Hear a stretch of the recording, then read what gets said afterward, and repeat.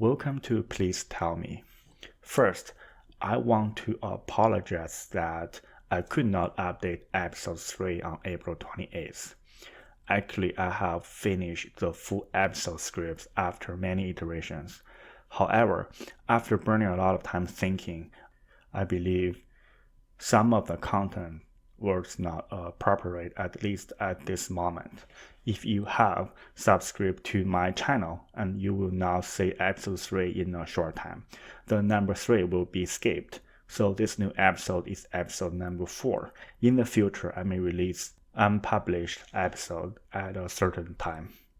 Today, the entire episode will be about one thing, actually one report called 45th China Statistical Report on Internet Development, published by the China Internet Network Information Center, CNNIC, CCP Network Security and Information Office, and the People's Republic of China Internet Information Office jointly. As you may imagine from the title and the offices involved, it is the official overview report on China Internet. The first report was released in 1997. Thereafter, it was released every 6 months.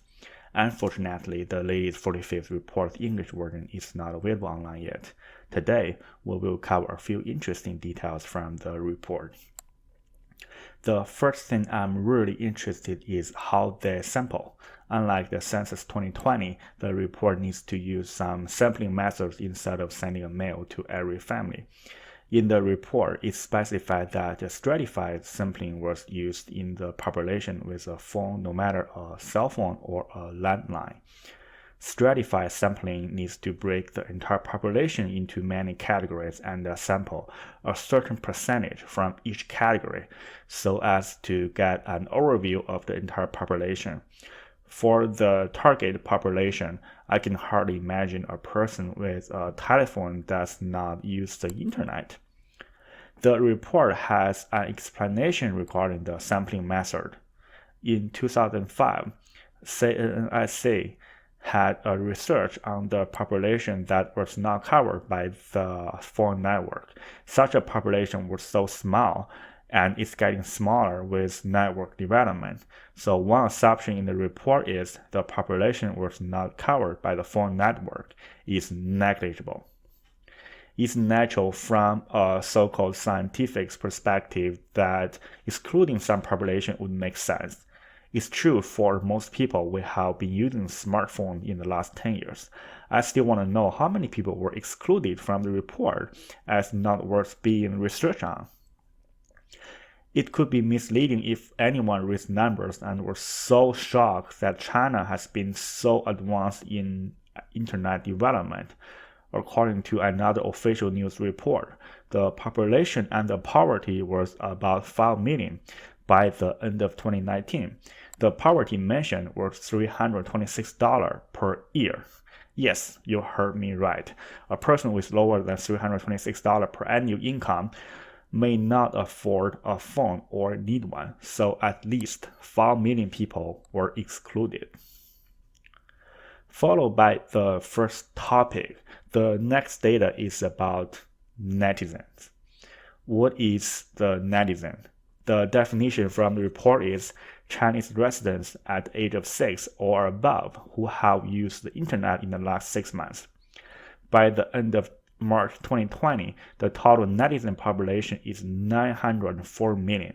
It's shocking that Chinese netizen population is 3 times that of US population. Let me put it in another word. In China, the non-netizen population is about 500 million. Okay, 500 million people are offline. Well, I'm not quite interested in the number. What I'm really interested in is one question. Are netizens citizens? In the US, people are so used to obtaining and collecting information from the internet, so it's essential to our life. At least most people. On Twitter, YouTube, Facebook, there are hate comments everywhere or something, not hate, but opinions should be kept to themselves. Even on Nextdoor, an application designed for neighbors, most people are real neighbors with real names. People are still having some issue. Well, you don't really see a neighbor calling out another neighbor to be harsh on each other in real life. Are we really who we are on the internet? In China, the hate comments problem is only worse. Because of the long history between China and Japan, Japan has been a long-lasting hating topic. Recently, thanks to the COVID-19 situation and the great news channels, the US seemed to become more popular. While at the same time, the Japanese traveling is so hot. Made in Japan animations and the products are still very popular. Game of Thrones has been one of the most popular TV series in China, with the Big Bang Theory, Apple iPhones, and the Tesla cars. There seem to be two groups of people. One group of Chinese is working to condemn US and another group is buying iPhones. One group of Americans is blaming everything to immigrants and another group is hiring immigrants for landscaping, housekeeping, and so on. One group of Chinese cannot stand others did not wait in the queue, and another group is not waiting in queues. One group of Americans say how much they hope the president can be different, and another group elected and will elect him again. Thanks to the internet, I can safely announce that both countries have added millions in population virtually. Okay, enough talk on the people. Let's say who those netizens are. A few data from the report. About 60% netizens are between 10 to 39 years old. 41% have only accomplished middle school. 22% have high school degrees. Only 19.5% have a bachelor degree or above. Students make up to 26.69%. Next is freelancer are 22.4%, unemployed is 8.8%, so about 60% are not employed. Let me make it simple. Who is the typical Chinese netizen between 10 to 39 without a college degree and unemployed? So at 60%, don't be mad at hating comments online. Another data from the report, 99.3% of people access internet through mobile phones. The mobile network is booming in China thanks to the 900 million netizens. In the China Apple Store, there are more than 1.5 million apps, which is close to the US Apple Store 1.8 million. In the US Apple Store, as of April 30th, the top 10 most popular free apps are Zoom, TikTok, Google Meet, YouTube, Instagram, Facebook, Messenger, Gmail, and Amazon, Cash App. Easy to understand. I use all of them other than TikTok. In China is another deal. Let's say the top 10 list. The first place is again built by Tencent. I don't know it, but considering people have stayed home after April, it's understandable. Second, a video app also built by Tencent, similar to YouTube. Third, a multi-people meeting app built by Tencent, similar to Zoom. Number 4, Ding, a business communication tool built by Alibaba like Gmail, Google Meet, and Messenger together, but more for business. Number 5, personal income tax built by China IRS. Number 6, Pinduoduo. It's a shopping app similar to Amazon. Number 7, Jianying, a video photo editing app similar to Instagram.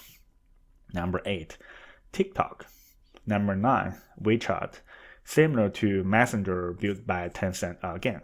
Number 10, 公园12123, an app where you can pay traffic tickets. Of course, all popular apps are different in two countries, but people in both countries seem to be doing the same things on their iPhones, communicating, entertaining, and shopping. Chinese seem to be more concerned about personal tax issue and traffic tickets, which I believe are more complex than the US systems. You may notice there are two apps built by Chinese government on the top 10 list, one by IRS and another one by the traffic department. In the US, you can hardly find anything built by the government attractive. For example, the IRS or the MVD website. The highest expectation is to get the work done and get me out of there. Well, in the report, the government websites are an important part. One interesting fact is it seems the goal is to reduce the number of websites by governments. By the end of 2016, there were a total of 46,305 government websites. By end of 2019, there are only 14,474, reduced by almost 70%. By contrast, the report seemed to encourage new media. How many times each state was searched in the search engine is an index. Probably it's for popularity reason. There are about 139,000 Weibo accounts for governments. Weibo is just a Chinese Twitter. In Henan province, there are more than 10,000 Weibo accounts from different levels of government. So it seems the report encouraged the government not to use a static website to reach out to people, but use more engaging tools like Weibo for informational purposes. Talking about engagement, by the end of 2019, there are more than 17,000 TikTok accounts for governments. It does provide a reasonable alternative to a lot of traditional campaigns. If Mr. Sanders used TikTok accounts, he may have gained a lot of more popularity among youngsters. There is no way Mr. Vice President Biden can beat Mr. President on Twitter. He may find TikTok to be a valuable alternative. Remember to use the song Pew Pew Pew, which is one of the most popular songs in TikTok. Tag jeans and dance, always the win. In the end, I would like to introduce something that may not be relevant enough about being negligible. The entire population on Nahuatl Nation is about 350,000. Total positive cases of COVID-19 is 2,307, with 73 confirmed deaths. Confirmed Arizona State, 7,962 confirmed cases, with a 7.2 million population. Actually, the Navajo Nation has more confirmed COVID-19 cases than 12 states, on way less population basis. Thanks for listening to Please Tell Me. I will talk to you next week.